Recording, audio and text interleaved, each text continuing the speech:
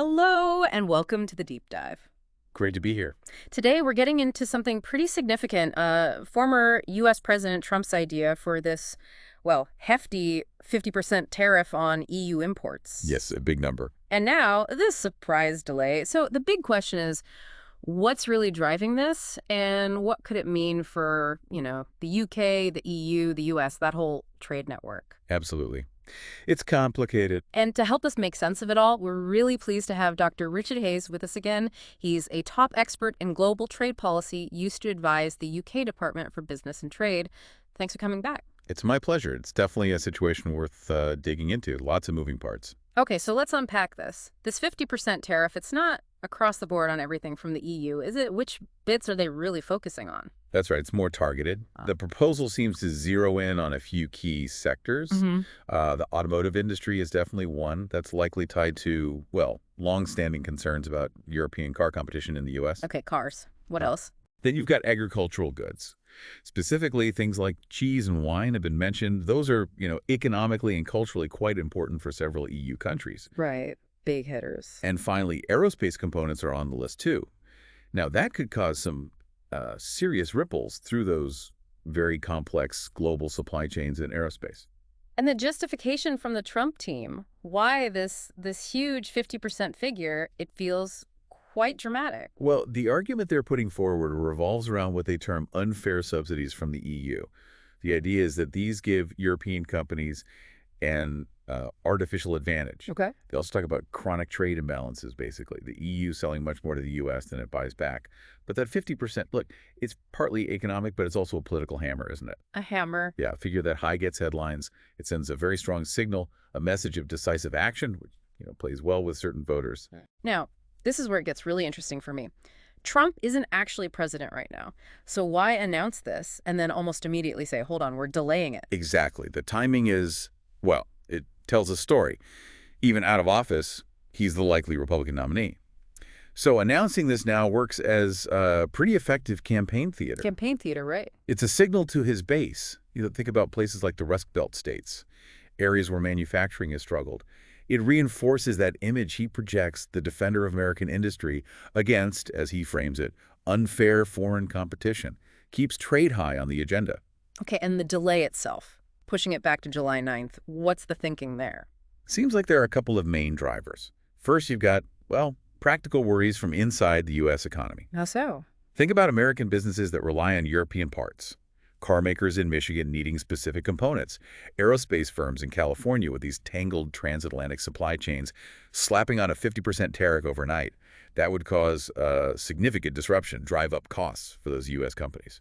Right, so they need time to adjust or maybe push back. Precisely. The delay gives them a bit of breathing room, a chance to lobby, perhaps. Makes sense. And the second reason, you mentioned another factor. The second reason looks very strategically timed. It links up with the NATO summit, which happens just before that new July 9th date. Connecting trade and defense. It certainly raises that possibility. We've seen this connection made before. This delay could be a form of leverage. The unspoken message might be support my defense priorities, play ball within NATO, or, well, face the economic pain on trade. So tariffs become a sort of multi-tool. Exactly. Economic, strategic, diplomatic, they can be framed to serve all those purposes. It really shows how linked everything is. Okay, let's shift focus to the UK. We're out of the EU now, but our economy is still so tied up with Europe. How could these EU tariffs affect the UK? Yeah, this is where that interconnectedness really hits home. Even if the tariffs aren't aimed at the UK directly, the ripple effects are almost inevitable because our supply chains are so deeply integrated with Europe's. Can you give an example? Sure, let's take mini cars again. You've got crucial parts coming from, say, Germany. The cars are put together in Oxford here in the UK. Then some get exported to the US. Right. Now, if those German parts suddenly make a German car 50% more expensive to import into the US, it could indirectly make the UK-assembled Mini less competitive over there, too. Even without a direct UK tariff, the costs just build up along the chain. So the disruption just spreads outwards, I see. But is there any upside for the UK? Could we potentially step in and fill gaps if EU goods get priced out of the US market? It's a possibility. You can't rule it out. But we need to be pretty cautious about it. Why cautious? Well, first, Any opportunity might be temporary, right, if Hmm. the tariffs don't happen or the situation changes again. Second, you have these things called rules of origin. Proving where something is from. Exactly. If a UK product has too many EU components, it might not count as British enough to avoid tariffs anyway, depending on the specific rules. Mm. Plus, you've got existing tariffs on raw materials, and then there's the whole political dimension. Hmm. How much goodwill is there towards the UK under the potential second Trump term? That's a big unknown. So a potential opportunity, maybe, but lots of hurdles. Not straightforward. Not at all. Let's go back to the politics in the U.S. You called the initial announcement campaign theater. How does delaying the tariffs fit into that political strategy? The delay is actually quite clever, politically speaking. Announcing the tough tariffs satisfies the base, shows he's fighting for American workers. It plays well in those key manufacturing swing states, Pennsylvania, Ohio, Wisconsin, the ones. Hmm. But delaying it means he avoids any immediate negative economic impact. No sudden price hikes or job losses right before an election that could maybe hurt him with other voters. So he gets the tough talk, but postpones the potential pain. It becomes a sort of bargaining chip. A chip he can play later, perhaps? And what about the EU side? How are leaders like Ursula von der Leyen reacting? The general tone from Brussels is cautious. Von der Leyen has talked about de-escalation, but also made it clear the EU is ready with countermeasures if needed. But maybe different levels of worry within the EU. Oh, absolutely. France, for instance, has sounded quite alarmed to think about their wine and cheese sectors. Very sensitive.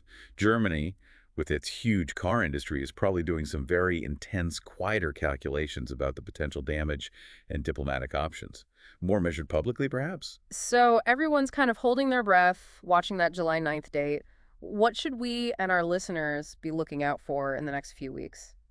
We'll definitely watch for any signs of behind-the-scenes diplomacy. EU negotiators will be working hard, you can bet on that, trying to get a further delay or maybe carve out exemptions for key sectors. And what about the current U.S. administration? Biden's team? Yeah, that's important too. Will they weigh in strongly, condemn the proposal, or take a more wait-and-see approach? Their reaction matters. Yeah. And for the UK specifically, what's the strategy? For the UK, it's about staying very close to developments, being ready to move fast. If there's a chance to play that transatlantic bridge role, being seen as a reliable partner that requires, quick thinking and some deft diplomatic footwork, understanding the US-EU dynamic is key. Okay, last question, and maybe the biggest one. Is it possible these tariffs just don't happen at all? Yes, absolutely. That's definitely a plausible outcome. The political value might just be in the threat itself. He could delay again, use it as leverage elsewhere, or just quietly let it fade. But relying on that is risky. Very risky. Yeah. Because the underlying issues, the trade imbalances, the subsidy arguments, those aren't going away easily, whatever happens with these specific tariffs.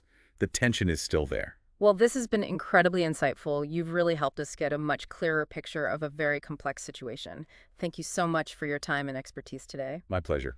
Always good to talk it through. So that wraps up this deep dive. We've looked at former President Trump's proposed EU tariffs, the reasons for the sudden delay, the potential ripples for the EU, and importantly for the UK, all against that backdrop of politics and geopolitics. Indeed. It's definitely a story to keep watching as it unfolds towards that July date and beyond. Thank you for joining us for this deep dive. Thank you for watching Westferry Times. I'm Emily Cartwright, and we'll see you next time.